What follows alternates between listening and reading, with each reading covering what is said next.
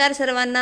आज मी तुम्हाला नवीन अशी रेसिपी दाखवत आहे। बघा, तुरीच्या दाण्यापासून आपण भात कसा बनवायचा त्याची रेसिपी दाखवणार आहे। हे बघा, मी अर्धा किलो तांदूळ घेतलेले आहे। हे तांदूळ तुम्ही बासमती पण घेऊ शकता। माझ्याकडे आता उपलब्ध नव्हते म्हणून मी हे घरचे जय श्रीराम तांदूळ घेतलेले आहे। याकरिता मी एवढा आलू चिरून घेतले, एवढा कढीपत्ता, एवढे तुरीचे दाणे काढून घेतले, एवढा फुलकोबी कापून घेतला, एवढं गाजर, एवढी ओली मिरची, एवढे टमाटर आणि एवढा कांदा। यामध्ये बघा, हे कलमी, भेंडी विलायची, लवंग, काळे मिरे आणि विलायची, हे आपण खडे मसाले घेतलेले आहे।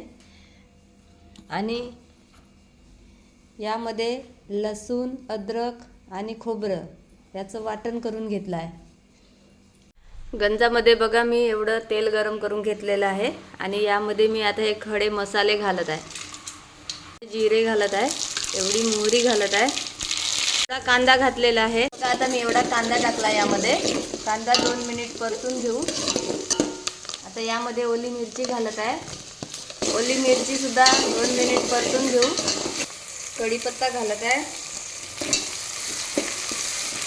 हे बघा, एवढं मी लसूण, अद्रक आणि खोबऱ्याचं वाटण घालत आहे।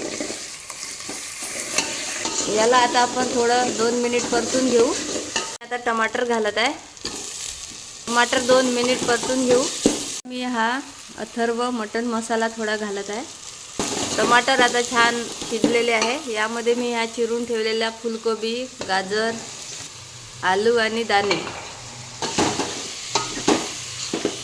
आता हे फुलकोबी, गाजर आणि दाणे व आलू घातलेले आहे। त्यामध्ये बघा, मी अर्धा चमचा हळद घालत आहे, 1 चमचा लाल तिखट, चवीपुरते मीठ, मिक्स करून घेऊ।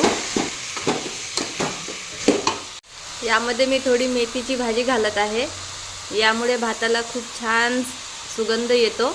व मिक्स करून घेऊ आणि याला 5 मिनिट झाकण ठेवून शिजवून घेऊ। भाज्या शिजल्यानंतर बघू।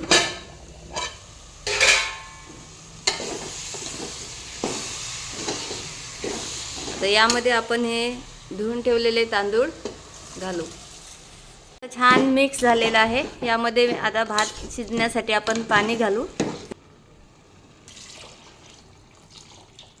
हे बघा, एवढं पाणी घातलेलं आहे। हे जुने तांदूळ असल्यामुळे याला जास्त पाणी लागते। याला आता आपण शिजवून घेऊ। आता कसा झालाय, याला आपण ढवळून घेऊ आणि यामध्ये ओली कोथिंबीर घालू। पाणी पूर्ण आटेपर्यंत आपण याला मध्यम आचेवर शिजवून घेऊ आणि त्यानंतर आच कमी करू। तुरीच्या दाण्यापासून छान भात तयार झालेला आहे। आपण हा शिजला की नाही तर बघू। हे बघा, याला असं जर दाबून बघितलं तर हा दबत आहे, त्यामुळे आता हा भात पूर्ण शिजून तयार झालेला आहे। हा खायसाठी खूप चवदार लागतो, त्यामुळे सर्वांनी ही रेसिपी बघून तुम्ही पण असा भात बनवून खा। व माझी रेसिपी तुम्हाला आवडली तर माझ्या चॅनलला